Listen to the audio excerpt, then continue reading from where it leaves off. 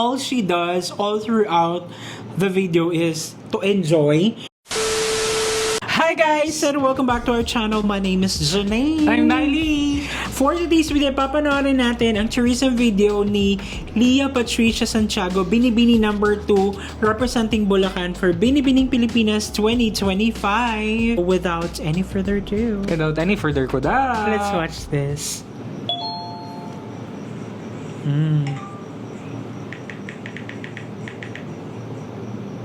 Ay, wow. Love the transition.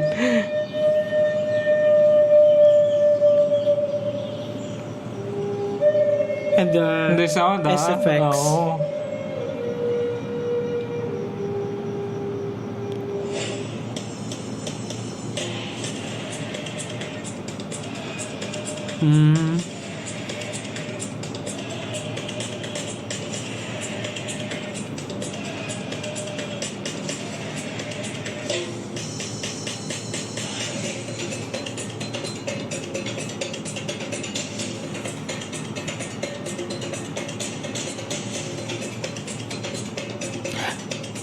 Ganda.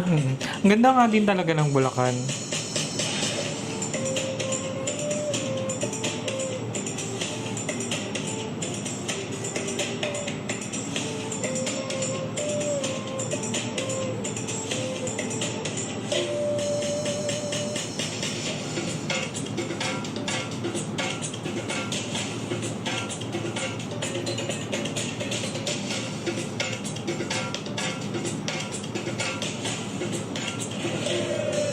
Uy.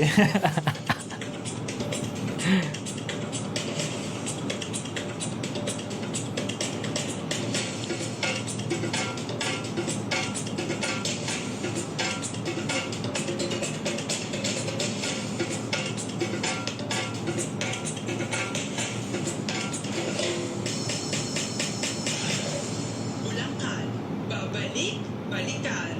Nice. Like, ang gusto ko sa video na to is, ano ba, visually and audially.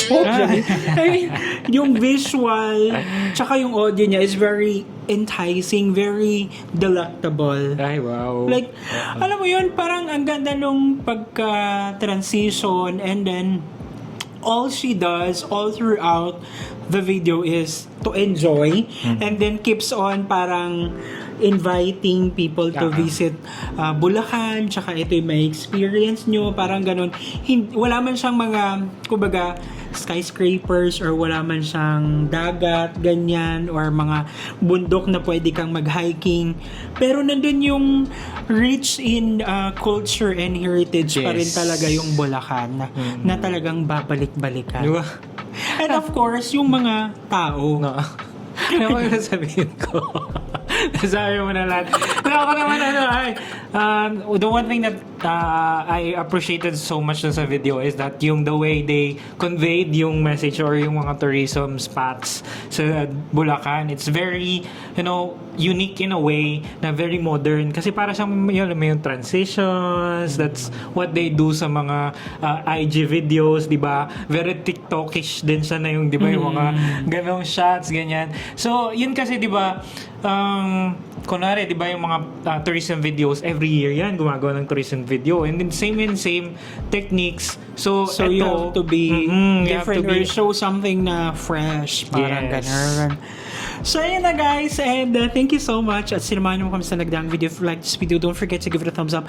If bago kayo sa ating channel, don't forget to subscribe and hit that notification bell para updated ka sa ating mga next uploads. And guys, thank you so much for watching our videos. We have a lot of videos done and we have a lot of videos coming. So keep watching us in the next video. Bye!